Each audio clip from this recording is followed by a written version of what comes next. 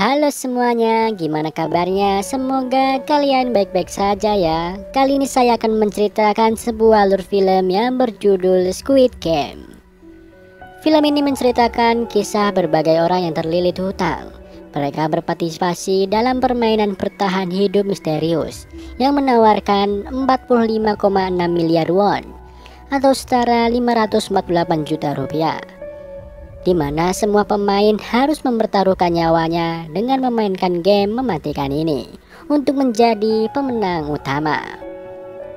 Untuk mengetahui kisahnya, mari masuk aja ke dalam pembahasannya. Squid Game Season 1 episode 1 sampai 9. Dibuka dengan Ki-hun yang tengah menikmati makanannya di rumah. Ki-hun adalah seorang duda pengangguran dan menjadi beban tanggungan bagi ibunya. Belum lagi hutangnya yang menumpuk. Mantan istrinya memilih meninggalkannya dengan memenangkan hak asuh anak dan telah hidup bahagia bersama keluarga barunya. Di hari ulang tahun anaknya, Ki-hun berusaha menjadi ayah yang baik dengan nekat membobol uang di tabungan ibunya.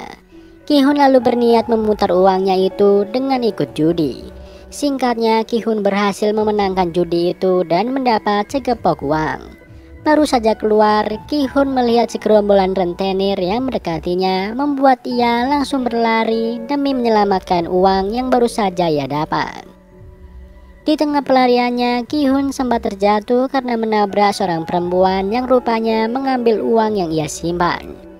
Ki-hun segera bangkit dan kembali berlari, namun sayangnya ia harus tertangkap oleh kawanan rentenir itu. Kawanan rentenir itu lalu memukulinya hingga Ki-hun lalu mengatakan bahwa ia akan membayar sebagian hutangnya dengan uang judi yang baru saja ia menangkan.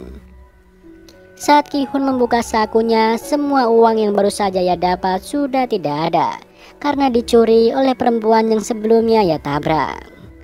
Akhirnya rentenir itu meminta Ki-hun menyepakati pernyataan yang berisi bahwa jika Ki-hun tidak segera melunasi hutangnya, maka organ tubuh Ki-hun akan diambil sebagai pelunasan. Demi tetap memberikan hadiah kepada putrinya, Ki-hun lalu memanfaatkan sisa uangnya untuk bermain game. Sayangnya Ki-hun terus-terusan gagal hingga akhirnya seorang anak laki-laki datang membantunya. Ki-hun bahagia karena anak itu berhasil membantunya mendapat sebuah kotak hadiah untuk anaknya. Saat bertemu anaknya, Ki-hun tampak bersedih. Ia lalu memberikan hadiah yang ia dapat, dengan harapan anaknya bisa bahagia di hari ulang tahunnya. Saat anaknya membuka kotak itu, ia hanya mendapat sebuah lighter berbentuk pistol yang tidak sesuai dengan harapannya. Ki-hun berjanji bahwa di hari ulang tahun berikutnya ia akan memberikan hadiah yang lebih istimewa. Anak Ki-hun sepertinya ingin membicarakan sesuatu, namun hingga Ki-hun mengantarnya pulang, anak itu tetap menyembunyikan hal itu. Keesokan harinya, Ki-hun ketinggalan kereta, membuatnya harus menunggu di stasiun hingga kereta berikutnya datang. Seorang laki-laki berjas rapi lalu duduk di sampingnya dan mengajaknya bermain game yang mana jika Ki-hun menang, maka Ki-hun akan mendapat uang sebesar 100.000 won. Ki-hun pun setuju untuk bermain bersama pria itu. Ronde pertama dimulai dan Ki-hun kalah. Pria itu meminta 100.000 won kepada Ki-hun, namun karena Ki-hun tidak punya uang, pria itu lalu menampar Ki-hun sebagai imbalannya. Permainan pun berlanjut berkali-kali hingga akhirnya Ki-hun berhasil menang dan mendapat 1.000 wonnya. Pria itu juga memberi Ki-hun penawaran lebih besar dengan game yang berbeda. Singkatnya, Ki-hun bersedia menerima tawaran pria itu untuk bermain game. Ki-hun menaiki bus berisi orang-orang yang juga tertarik ikut game itu. Mereka dibius demi menjaga kerahasiaan lokasi game, bahkan seluruh barang bawaan termasuk alat komunikasi disita hingga mereka kembali pulang nanti. Saat Ki-hun tersadar, ia telah berada di sebuah ruangan besar bersama 455 orang lain. Ruangan itu rupanya dipantau oleh orang-orang misterius berbaju serba merah dengan penutup kepala dan wajah untuk menjaga identitas mereka. Orang-orang misterius itu juga dipimpin oleh seorang misterius bertopeng hitam. Di sana, Ki-hun bertemu beberapa peserta lain yaitu Sang-woo yang merupakan teman masa kecilnya, Il-nam seorang kakek penyakitan, pekerja asing bernama Ali, gangster bernama Do-soo, Miryang, serta Saebyeol yang sebelumnya mencuri uang hasil judi miliknya. Ki-hun menjadi sangat marah saat melihat Saebyeol hingga menyebabkan sedikit kericuhan. Untungnya para panitia game yang berseragam merah itu datang dan menjelaskan bahwa selama di sana mereka akan memainkan 6 permainan dengan beberapa peraturan yang harus disetujui oleh semua pemain. Aturan itu diantaranya para pemain tidak boleh berhenti di tengah permainan. Para pemain akan dieliminasi jika menolak bermain dan permainan akan dihentikan jika sebagian besar pemain menyetujuinya. Setelah menyetujui semua peraturan itu, para pemain lalu dibawa menuju lokasi game pertama, yaitu lampu merah, lampu hijau. Di dalam game pertama itu terdapat sebuah robot besar yang akan bertugas sebagai penjaga. Jika robot berkata lampu hijau, para pemain diperbolehkan bergerak secepat mungkin agar bisa segera sampai di garis finish sebelum waktunya habis. Namun saat robot berkata lampu merah, para pemain harus diam mematung atau mereka akan langsung dieliminasi di tempat dengan tembakan yang berasal dari segala arah. Tembakan itu sudah diatur sedemikian rupa sehingga akan menembak siapapun yang bergerak saat lampu merah. Karena hal itu para peserta terkejut dan mulai berhamburan di arena game. Sayangnya tindakan itu bukan membantu mereka, malah membunuh mereka.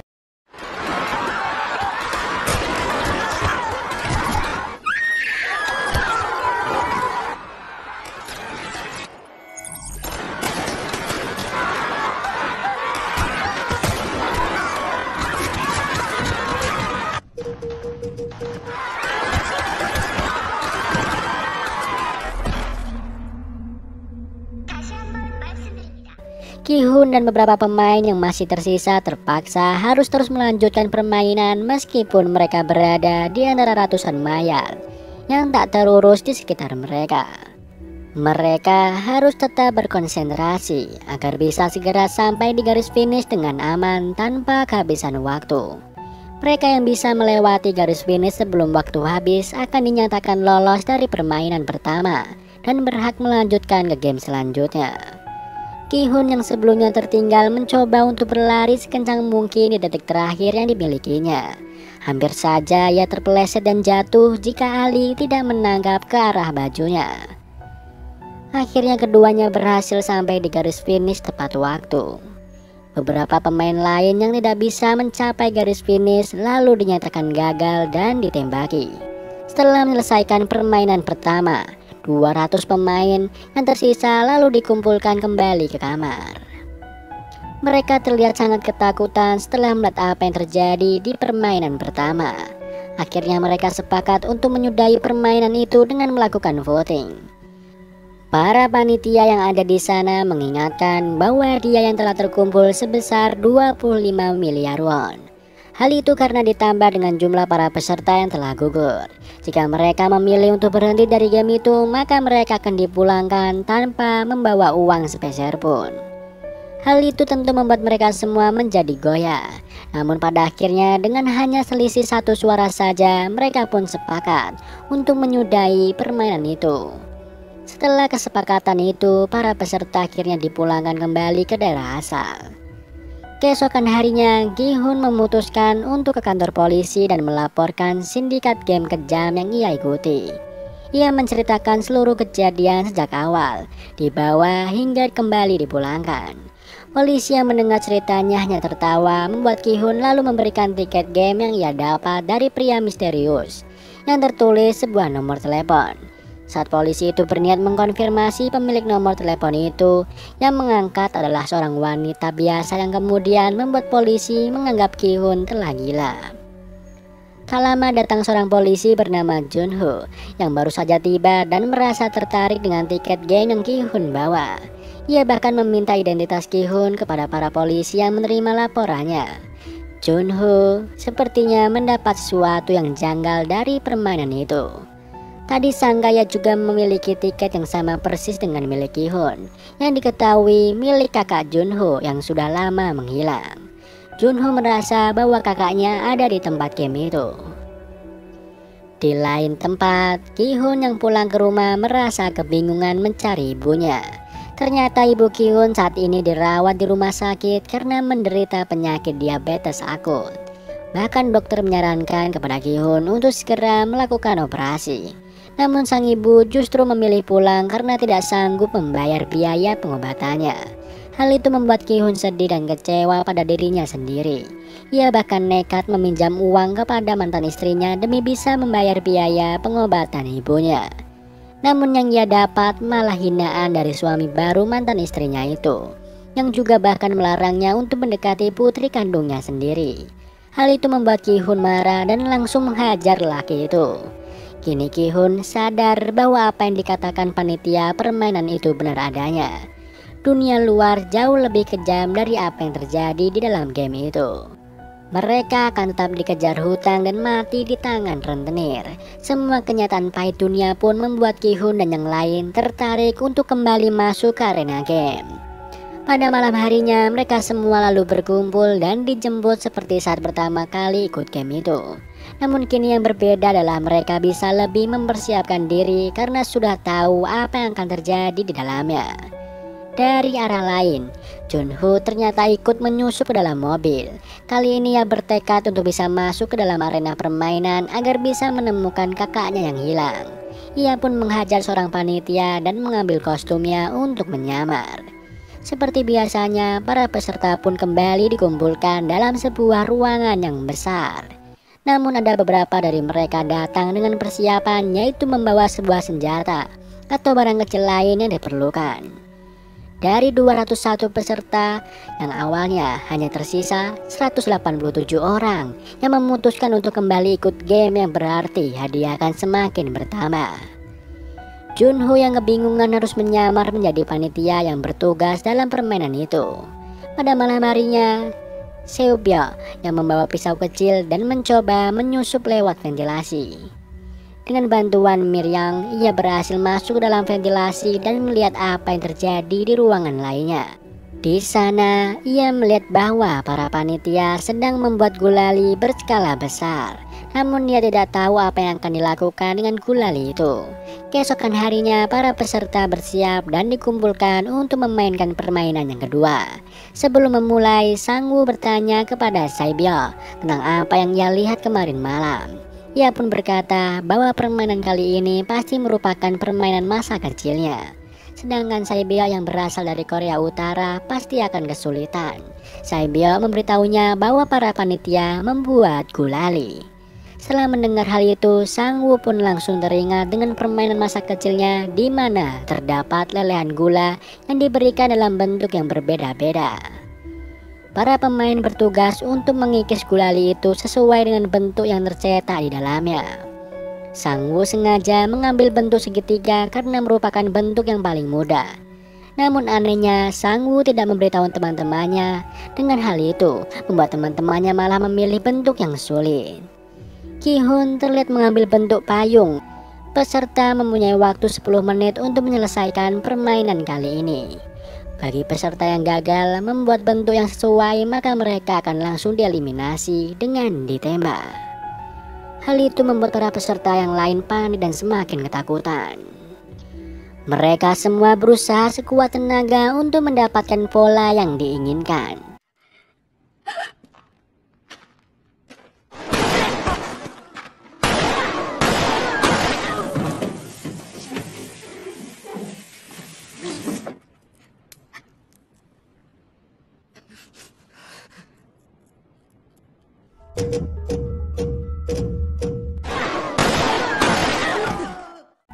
Miryang terlihat memanfaatkan korek apinya untuk memanaskan jarum agar gulali itu lebih mudah untuk dilelehkan. Peserta yang mengambil mudah satu persatu mulai berhasil menyelesaikan misi dengan aman. Yang menjadi masalah adalah para peserta yang mengambil bentuk yang sulit ditambah waktu yang semakin mepet. Dalam proses game itu, Junho mulai dicurigai oleh panitia lain karena ia terlihat kebingungan dan seperti tidak mengetahui tugasnya di sana. Di menit terakhir, Ki-hun mendapat ide cemerlang agar bisa menyelesaikan misi dengan cepat. Ki-hun menyadari bahwa gulali itu telah memiliki pola yang bisa dipisahkan dengan mudah. jika ia menjelatinya. Jika mereka ingin selamat, maka hal itu adalah satu-satunya cara yang bisa membantu mereka menyelesaikan tugas dengan cepat. Para peserta yang melihat Ki-hun segera mengikuti triknya. Hal itu sangat membantu pemain lain termasuk Ki-hun dan kakek Ilnam yang berhasil menyelesaikan permainan itu. Namun ada seorang pemain yang gagal dan mencoba melawan seorang panitia. Para panitia langsung menembak para pemain itu agar mereka tidak memiliki kesempatan untuk melawan. Peserta itu pun menodongkan pistol ke arah panitia dan memintanya untuk melepaskan topeng. Namun begitu ia melepaskan topengnya, ia pun langsung ditembak oleh penyelenggara permainan. Jadi semua panitia di sana telah memiliki perjanjian bahwa mereka dilarang membuka topeng atau identitas mereka di dalam permainan, kecuali saat mereka di dalam kamar dan sendirian. Semua itu dilakukan untuk menjaga semua kerahasiaan dari permainan ini. Diperlihatkan pada Gi-hun dan teman-temannya yang masih harus berjuang untuk melakukan apapun agar bisa bertahan di dalam permainan yang lebih gila dari sebelumnya. Terlihat para peserta yang telah berhasil menyelesaikan tantangan gulali sebelumnya. Mereka lalu diberikan makanan untuk masing-masing orang. Doksu, Miryung, dan para anak buah mereka merasa tidak puas dengan pembagian itu. Memilih untuk antri lagi dan mendapatkan makanan lagi. Tak disangka ternyata jumlah makanan sudah disesuaikan dengan jumlah peserta. Karena perbuatan Doksu dan anak buahnya, ada beberapa peserta lain yang tidak mendapatkan jatah makanan.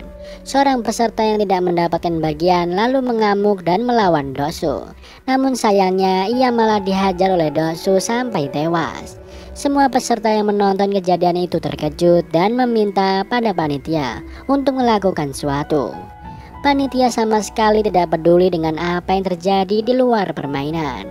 Yang ada mereka malah menampilkan bahwa dengan tereliminasi seorang peserta, maka hadiah uangnya semakin bertambah. Tak disangka hal itu membuat Doksu dan para anak buahnya menjadi berpikir untuk membunuh peserta lain agar saingan mereka semakin berkurang. Tanpa sadar, para peserta pun mulai terbagi menjadi beberapa kubu. Mereka saling bekerja sama untuk mempertahankan anggotanya masing-masing. Di waktu yang sama, terlihat seorang peserta yang sedang melakukan sesuatu dengan beberapa panitia secara rahasia. Rupanya peserta itu adalah seorang dokter, dan beberapa panitia di sana melakukan suatu kejahatan yang tidak diketahui oleh penyelenggara. Jadi para panitia itu melakukan jual beli organ pada peserta yang sudah mati. Dan dokter itu ditugaskan untuk mengambil organ-organ mereka dengan imbalan diberikan informasi tentang permainan selanjutnya yang mereka akan hadapi. Pada malam harinya, lampu di ruangan mereka selalu dimatikan agar mereka bisa beristirahat. Namun kesempatan itu malah digunakan oleh Doksu dan anak buahnya untuk membunuh para peserta di dalam kegelapan. Malam mengerikan itu dipenuhi dengan teriakan kesakitan dan darah di mana-mana.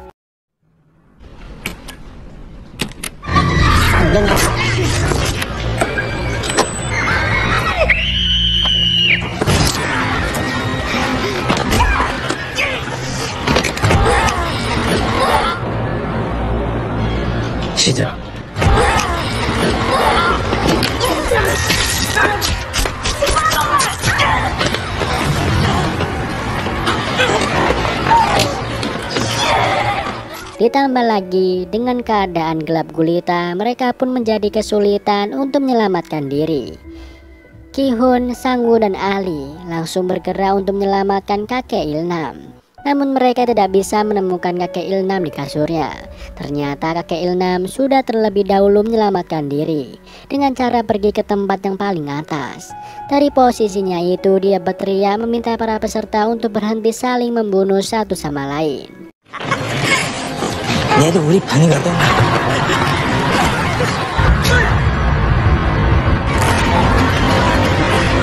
뭐라며?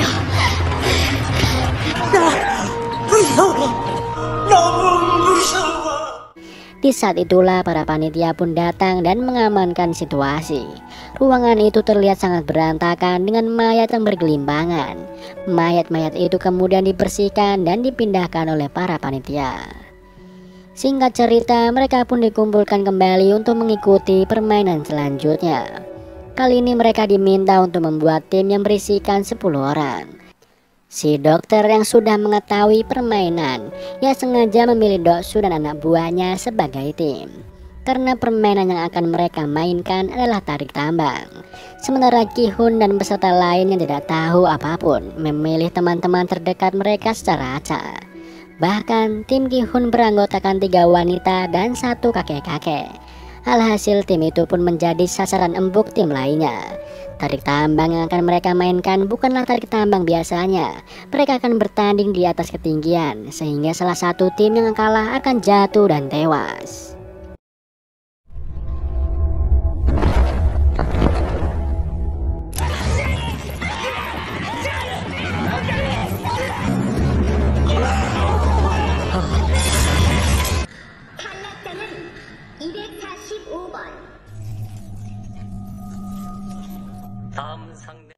Singkat cerita, tibalah tim Ki-hun yang akan melawan tim lain yang terlihat lebih kuat.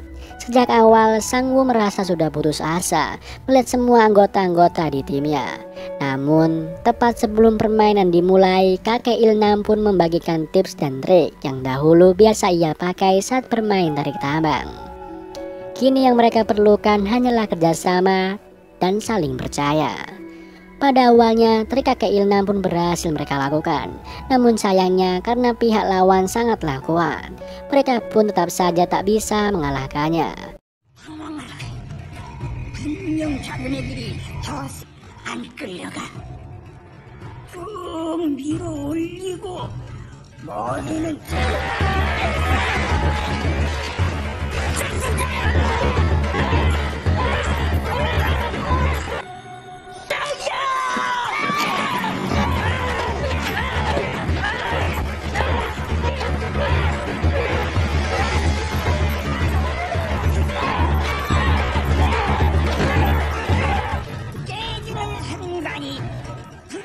Sampai di detik-detik terakhir, Sang-woo pun memimpin.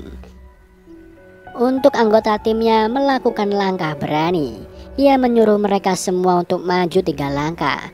Hal itu dilakukan agar tim lawan otomatis terjatuh. Meskipun pada awalnya mereka sempat ragu, namun pada akhirnya berkat hal itu mereka pun dapat mengembalikan keadaan. Dan akhirnya dapat memenangkan permainan itu.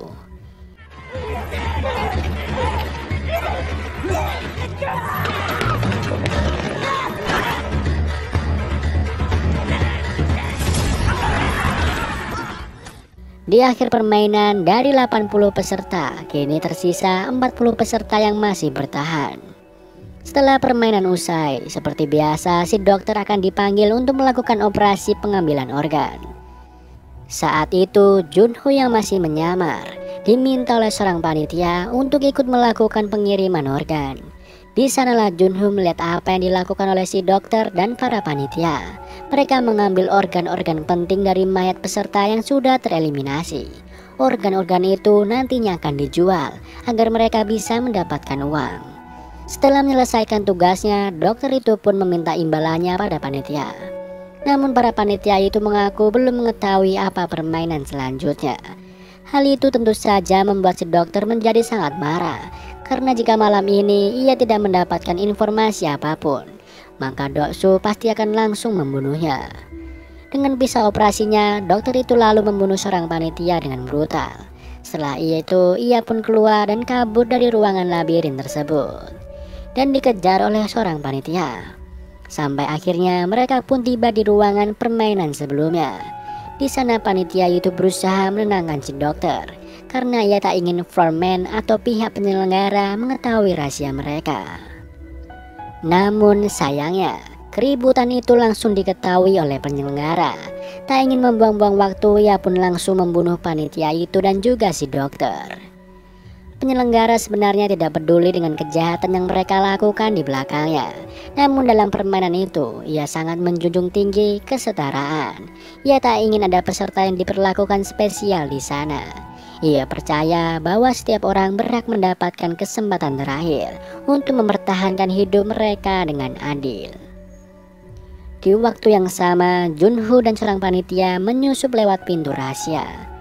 Keduanya ditugaskan untuk mengirim organ-organ sebelumnya kepada para pembeli. Tak disangka setelah melewati jalan rahasia itu, panitia itu pun menodongkan pisau ke arah Junho.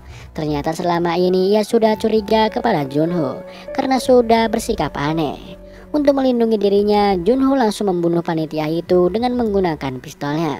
Ia lalu menyusup ke dalam ruangan penyelenggara. Sementara itu, penyelenggara dan para panitia yang lain melihat mayat panitia yang sudah tertembak dari peluru di kepalanya. Penyelenggara yakin bahwa peluru itu adalah peluru dari pistol polisi.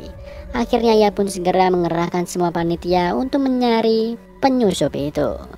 Sementara itu, Junho yang bersembunyi di ruangan frontman mencoba untuk mencari tahu informasi tentang kakaknya. Dari puluhan berkas-berkas di sana, ia pun menemukan fakta bahwa kakaknya memang pernah menjadi peserta dalam permainan itu. Terlihat permainan selanjutnya pun tiba. Dalam perjalanan menuju ke ruang permainan, mereka pun diperlihatkan mayat si dokter dan mayat panitia-panitia yang lain. Mereka secara resmi meminta maaf sekaligus mengingatkan bahwa hal itu akan terjadi pada mereka jika mereka berbuat curang. Pada permainan kali ini, mereka diminta untuk berpasangan.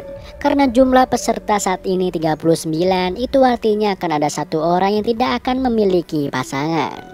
Saat itu tidak ada satupun peserta yang mau berpasangan dengan kakek Ilnam. Mereka takut jika di permainan kali ini akan membutuhkan kekuatan.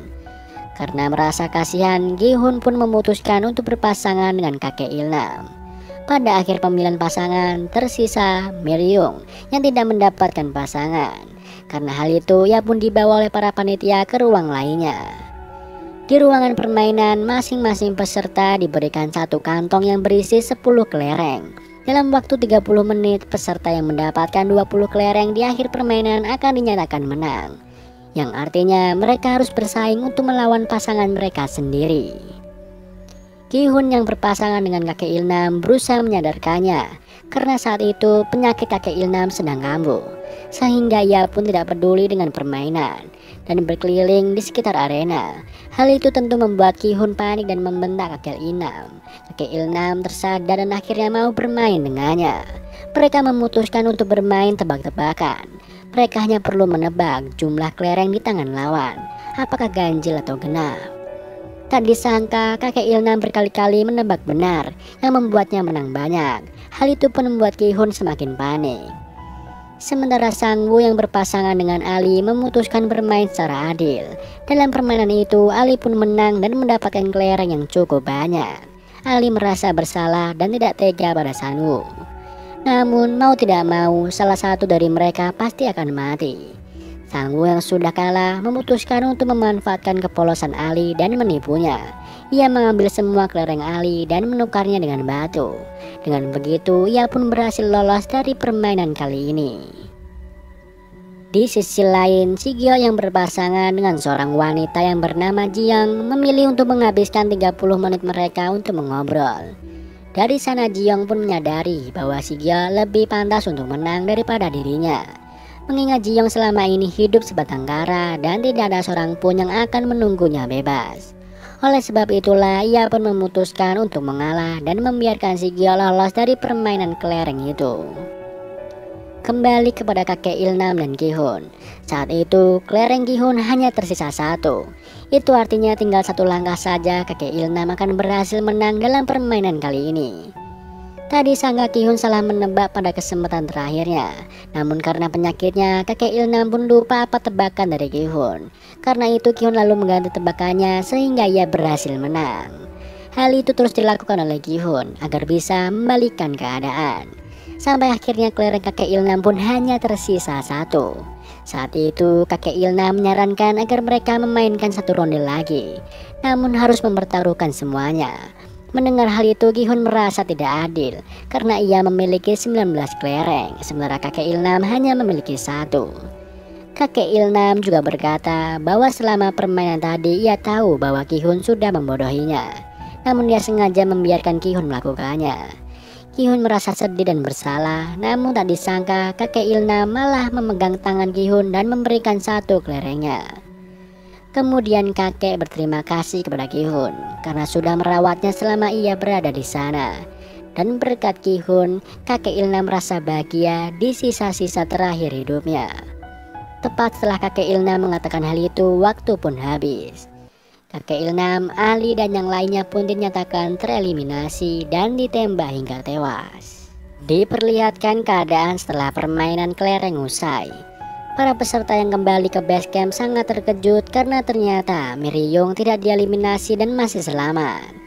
Di sisi lain, frontman juga masih khawatir karena belum bisa menemukan penyusup dalam arena permainan. Padahal sebentar lagi para investor VIP akan datang berkunjung. Oleh sebab itu ia terus meminta para panitia untuk selalu waspada dan terus mencari penyusup itu. Keesokan harinya para tamu VIP pun tiba dan disambut langsung oleh frontman.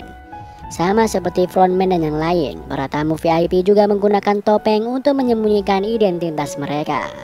Saat itu frontman diwakili tuan rumah untuk menyambut dan melayani para tamu, karena tuan rumah masih memiliki urusan yang lain.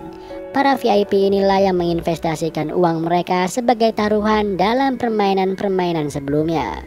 Sekarang mereka berkunjung untuk menyaksikan secara langsung para pemain di sana.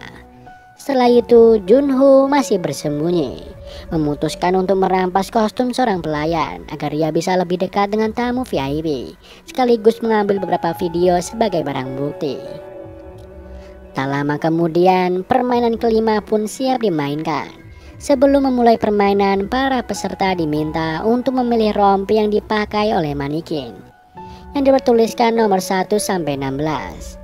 Tapi pemilihan rompi itu akan menentukan nasib mereka pada permainan berikutnya. Para peserta yang ketakutan segera mengambil nomor-nomor tengah karena merasa bahwa nomor itu pasti aman. Sampai saat giliran Ki-hun, nomor yang tersisa tinggal nomor 1 dan nomor 16.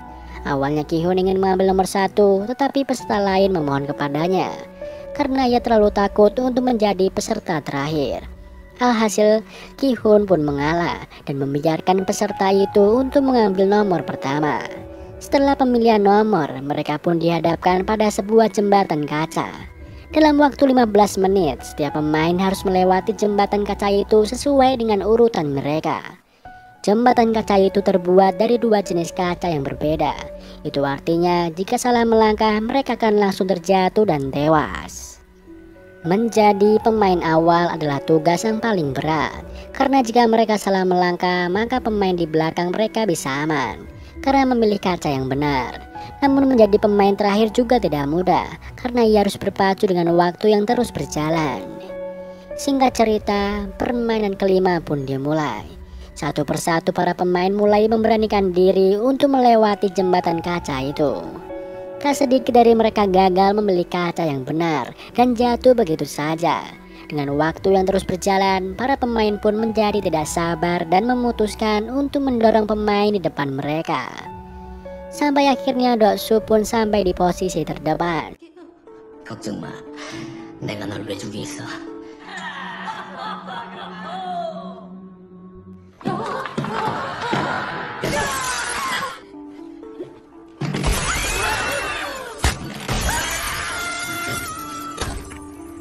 줄 남은 사람은 11명. 앞에 tentu saja tidak ada yang berani melawannya, apalagi mendorongnya. Doksu bersikeras bahwa ia akan tetap berada di posisinya agar tidak ada peserta yang lolos dari permainan itu. Miryung yang kesal lantas melompat ke arahnya dan memegang erat tubuh Doksu.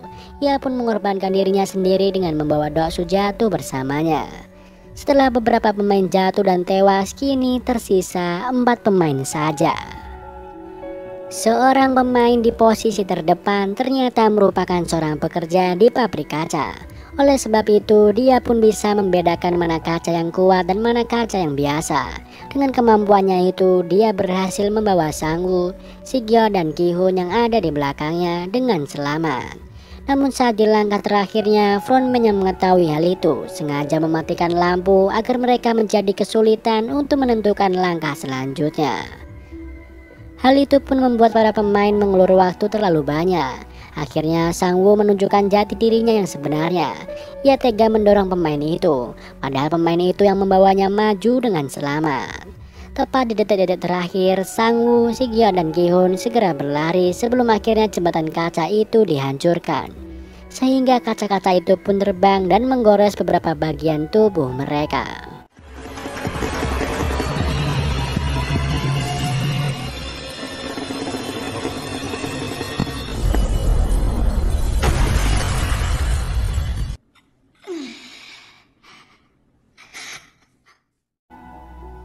Dari ruangan berbeda, para tamu VIP sepertinya cukup puas dengan hasil permainan kali ini. Junho yang berada di sana masih sibuk melayani mereka. Kemudian seorang tamu VIP sepertinya tertarik kepada Junho dan menyuruhnya untuk duduk di dekatnya. Setelah itu tamu VIP itu membawa Junho ke ruangan lain. Junho yang merasa direndahkan akhirnya marah dan menodongkan pistolnya pada tamu VIP itu. Junho kemudian meminta tamu VIP itu untuk memberikan informasi apapun tentang tempat permainan tersebut. Kemudian keterangan itu direkam oleh Junho untuk dijadikan barang bukti. Setelah mendapatkan rekamannya, Junho pun menghajar tamu itu hingga pingsan dan segera pergi meninggalkan arena permainan. Dengan menggunakan alat selam yang ada di sana, frontman pun mengerahkan anak buahnya untuk mencari Junho. Tak lama kemudian, Junho sampai di pulau seberang. Ia ingin menghubungi ketua polisi untuk meminta bantuan, sekaligus mengirimkan bukti-bukti yang ada di handphonenya. Namun karena di sana tidak bisa mendapatkan sinyal, ia pun memutuskan untuk mendaki ke tempat yang lebih tinggi. Tak lama kemudian, frontman dan beberapa anak buahnya sampai di sana. Mereka segera menyusuri pulau itu untuk menangkap Junho. Sayangnya sebelum Junho bisa mengirim bukti dan mendapatkan bantuan, Junho pun tertangkap oleh frontman dan anak buahnya. Tak disangka, sosok pria di balik topeng frontman ternyata adalah kakak Junho sendiri yang selama ini ia cari. Junho pun bertanya kepada kakaknya mengenai alasannya melakukan semua ini. Namun belum sempat mendapatkan jawaban, Junho pun ditembak oleh kakaknya sendiri dan jatuh ke laut. 형이 왜? Scene beralih, terlihat Sanwoo, Sigyo, dan Gi-hun yang sudah berhasil lolos. Dipersilahkan untuk mengganti pakaian mereka dan makan malam bersama.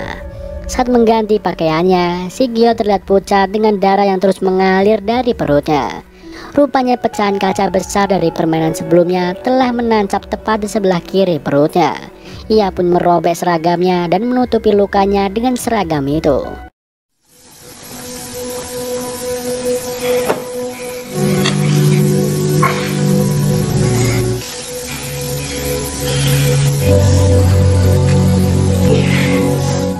Tak lama kemudian, Gi-hun dan teman-temannya dihidangkan makanan yang lezat untuk pertama kalinya. Di sana Gi-hun dan Sangwoo melahap makanan mereka sampai habis. Sementara Sigyo yang masih merasa kesakitan dan bahkan tak mampu memotong dagingnya sendiri. Setelah makan malam itu, masing-masing dari mereka pun dibekali pisau kecil. Gi-hun terlihat masih marah pada Sangwoo karena tega membunuh pemain sebelumnya. Ia pun berniat untuk membunuh Sangwoo dengan pisaunya dan memenangkan permainan itu dengan Sigyo. Setelah itu ia pun menghampiri Sigyo dan mengajaknya untuk bekerja sama.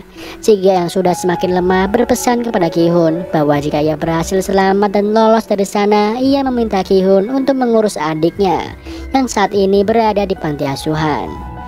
Setelah mengatakan hal itu, Gi-hun pun baru menyadari bahwa baju Sigyo kini telah dipenuhi oleh darah. Ia pun panik dan berlari ke pintu untuk meminta bantuan. Tak lama kemudian para panitia pun datang sambil membawa peti mati. Tak disangka saat Gi-hun meminta bantuan, Sangwoo ternyata telah membunuh Sigyo dengan pisaunya sendiri. Sementara Sangwoo dengan santai berkata bahwa ia hanya ingin membantu Sigyo untuk menyudahi segala penderitaannya.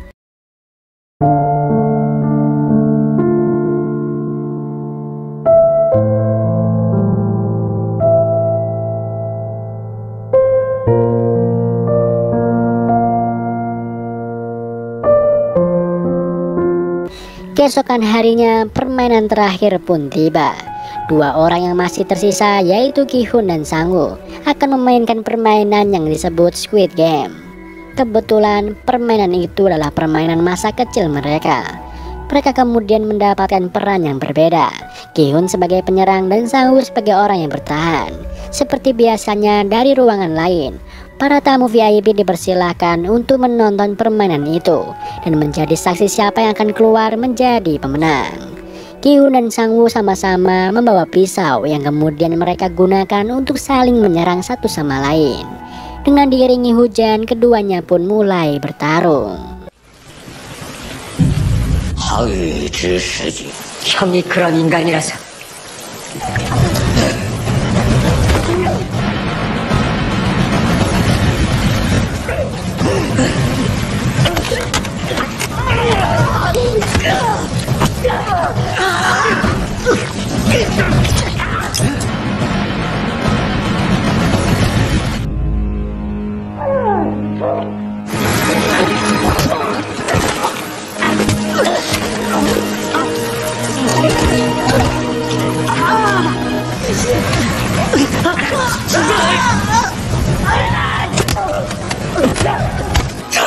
네가 죽였어.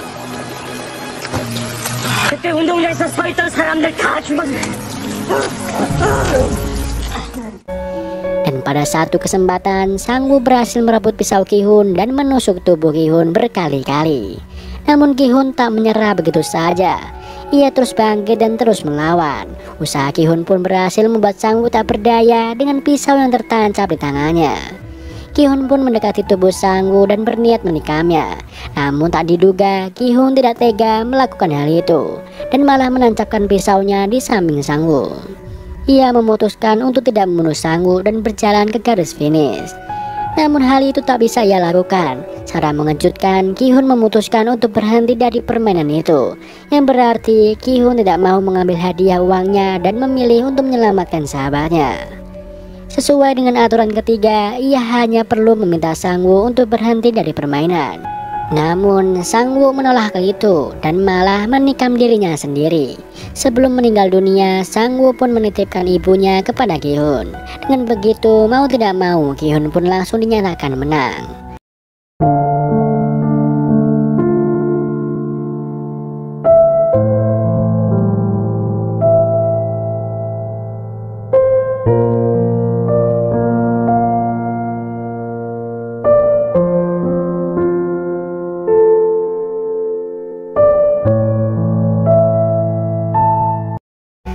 Setelah semua perjuangannya itu, Ki-hun dikembalikan ke tempat asalnya lengkap dengan kartu kredit yang berisi 45,6 miliar won.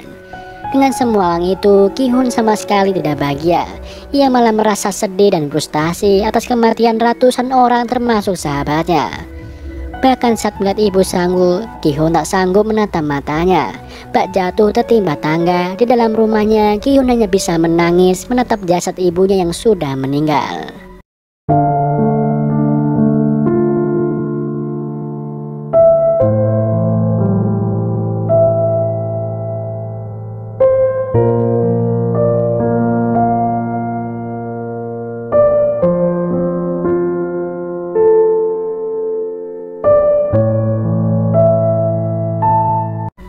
Satu tahun kemudian, penampilan Ki-hun menjadi semakin berantakan. Saat sedang duduk sendirian, ia pun ditawari bunga oleh seorang wanita tua.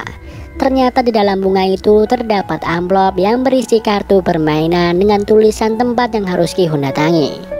Sesampainya di tempat tujuan, Ki-hun sangat terkejut melihat kakek Il-nam yang sedang dirawat.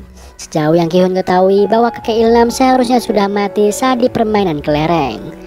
Tak diduga kakek Il-nam adalah tuan rumah sekaligus atasan frontman. Kakek Il-nam mengaku meski memiliki uang yang banyak, ia tidak bahagia sama sekali. Karena tidak tahu bagaimana cara menghabiskan semua uangnya itu. Dengan kondisi tumor di otaknya, serta dengan prediksi umur yang sudah tidak lama lagi, ia pun memikirkan cara untuk bersenang-senang. Kemudian ia pun teringat akan masa kecilnya yang selalu bahagia karena kehabisan waktu dengan bermain bersama teman-teman. Oleh karena itu, ia dan orang-orang kaya lainnya menciptakan arena permainan itu agar ia bisa menikmati kebahagiaan dengan ikut berpartisipasi sebelum ia meninggal dunia. Mendengar hal itu, Ki-hun pun menjadi sangat marah. Bagaimana tidak, mereka merelakan mengorbankan ratusan nyawa hanya untuk bersenang-senang. Namun kakek Il-nam pun menegaskan bahwa sejak awal ia tidak pernah memaksa siapapun untuk ikut ke dalam permainan. Ia dengan tulus berterima kasih kepada Ki-hun yang sudah memberikan kebahagiaan dengan menjadi teman bermainnya selama di sisa-sisa akhir hidupnya. Setelah mengatakan hal itu, kakek Il-nam pun meninggal dunia. Keesokan harinya, Ki-hun pun memulai kehidupan barunya dengan damai. Ki-hun menjemput adik Sigyo di panti asuhan dan menitipkan anak itu pada ibu Sang-woo. Tak lupa ia juga meninggalkan 1 koper uang untuk mereka sebagai pelunasan janjinya pada Sigyo dan Sang-woo. Film ini diakhiri dengan diperlihatkan Ki-hun yang akan pergi menyusul putrinya ke Amerika. Sebelum pergi, ia melihat seorang pria misterius yang sedang bersama dengan korban permainan selanjutnya. Setelah itu, Ki-hun pun merebut kartu itu dan menelepon frontman. Di sana ia berjanji kepada frontman bahwa ia akan membalas semua perbuatan busuk mereka bagaimanapun caranya. Dan film pun selesai. Kesimpulan dari film ini mengajarkan kita bagaimana uang bukanlah segalanya, dan mengajarkan kita bahwa kebahagiaan tidak bisa dibeli hanya dengan uang. Kebahagiaan hanya semata bisa kita raih bersama dengan orang-orang yang kita cintai. Jangan pernah menyalahkan keadaan. Salahkan diri Anda yang tidak mau berusaha dan menggapai cita-cita. Semoga film ini bermanfaat dan menghibur Anda semua.